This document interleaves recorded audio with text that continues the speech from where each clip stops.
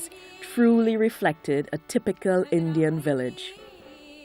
Although the colonial authorities branded all of them laborers or coolies, they were actually from various castes and were practitioners of traditional occupations. Roughly 40% of them were lower caste agricultural laborers. They all came with the hope of practicing their traditional skills. But the world of the plantation wanted something quite different from them. Many of them were not physically strong enough to perform the work demanded of them.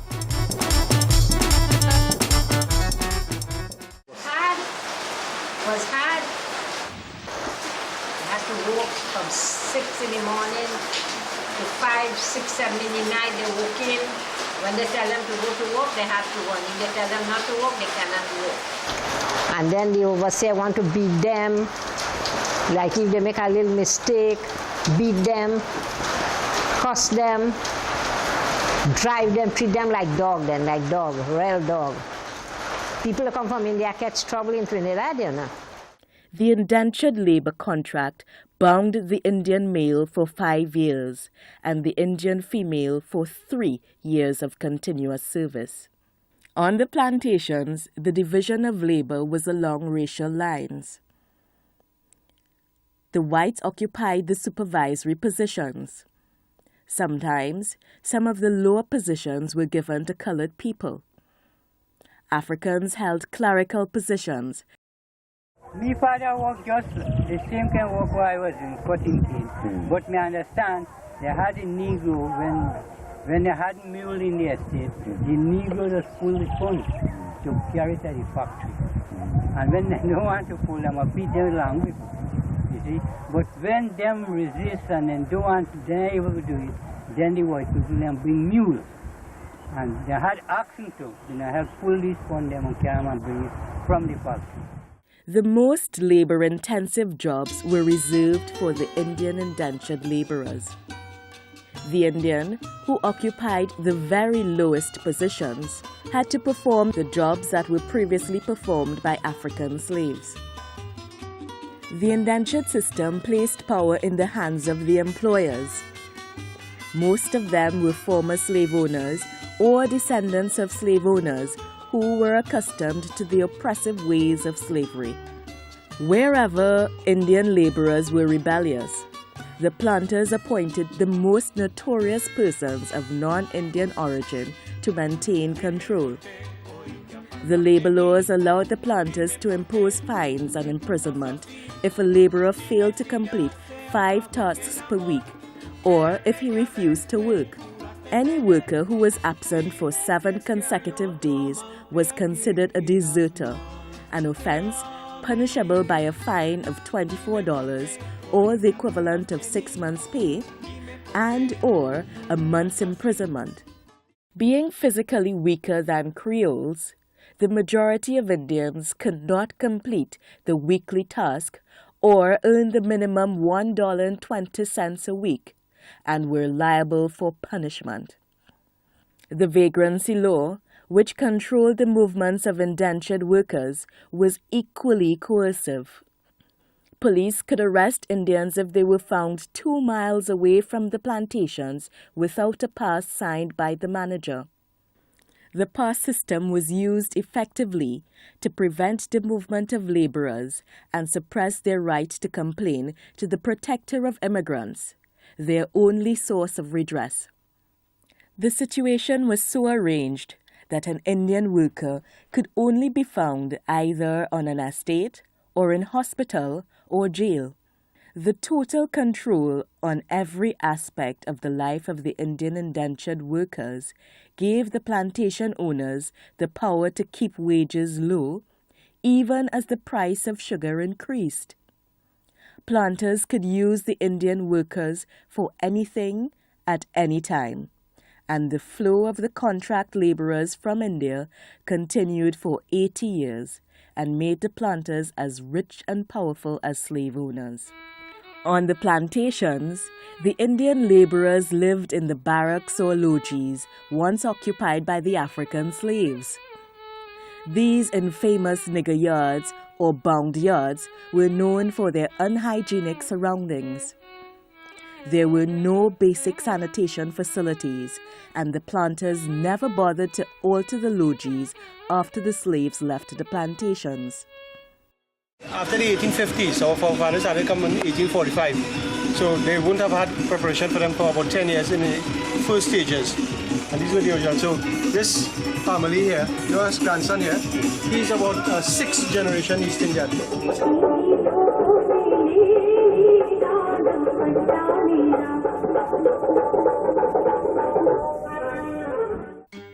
The shortage of women was a major problem throughout the period of indentureship. The efforts to bring more women than the required quota of 40 women for 100 men never met with success.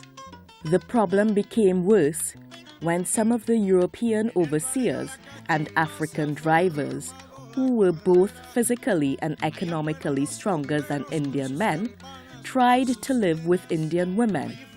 The shortage of women created a social crisis. It led to violent murders of unfaithful wives.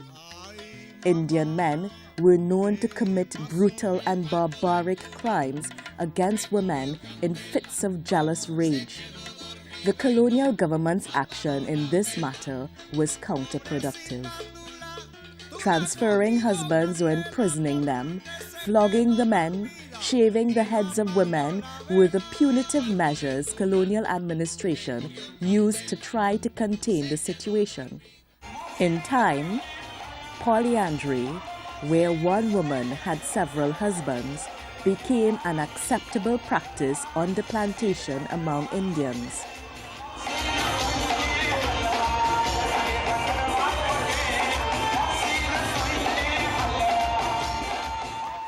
Ganja smoking was the most common pastime of these Indians in the after hours.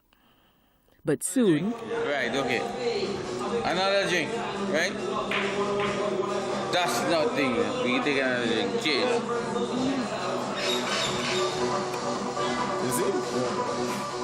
Planters introduced rum drinking extensively among Indian men on the plantations. Men were supplied with free alcohol in lieu of extra work, and rum shops, conveniently opened next to each plantation, gave the laborers alcohol on credit. Why do you drink? Huh? Why do you drink? I drank all my meal. Why? Why do you drink? Because my first wife left me.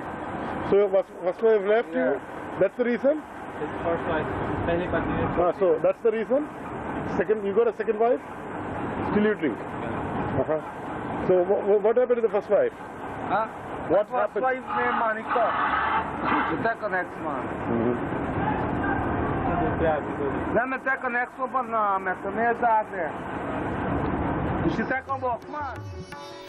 This habit took hold among the unmarried young men who saw little prospects of finding a female partner to marry and start a family.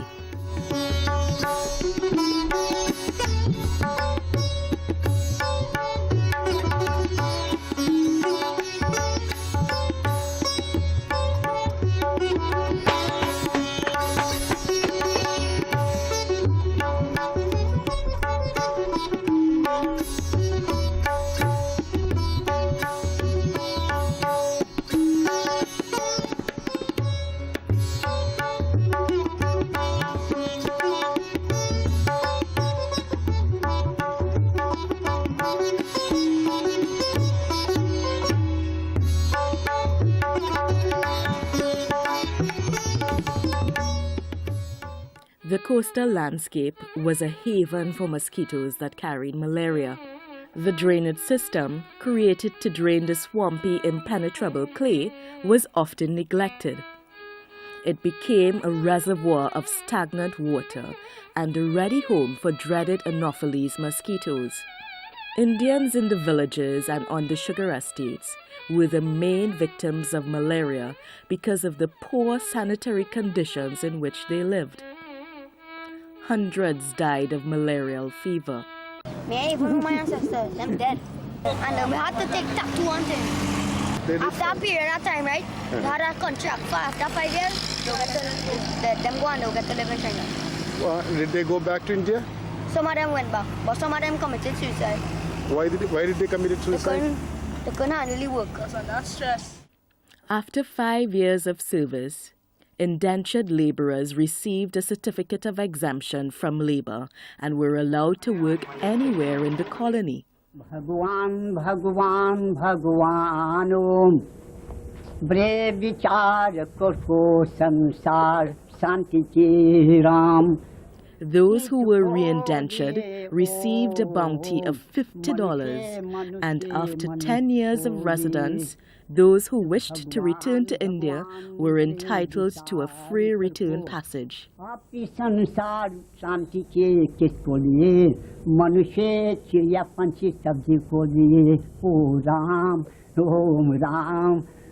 Ram, Ram ko swar tu bisrena Om Ram.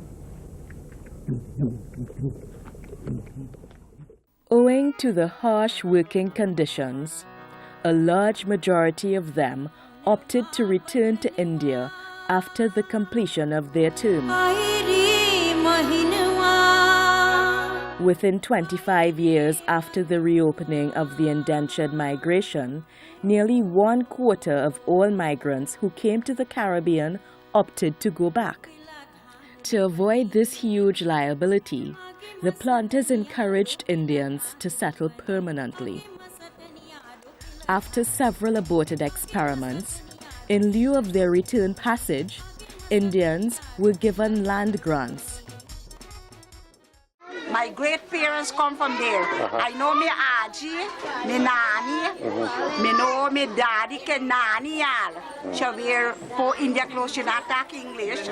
When I be little, I want to know what them attack. In the villages that were established, the Indians tried to reorganize themselves into communities based on their memories of India.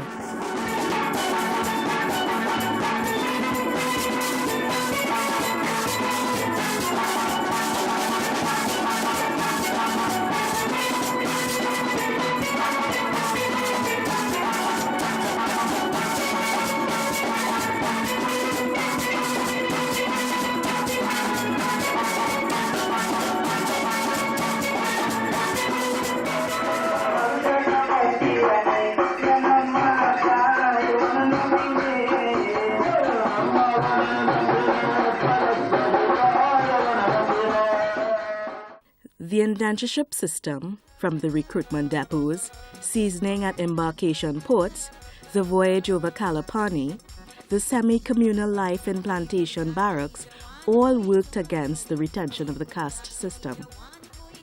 The notion of ritual pollution and caste hegemony collapsed on the plantations, and the entire Indian population became a more integrated society.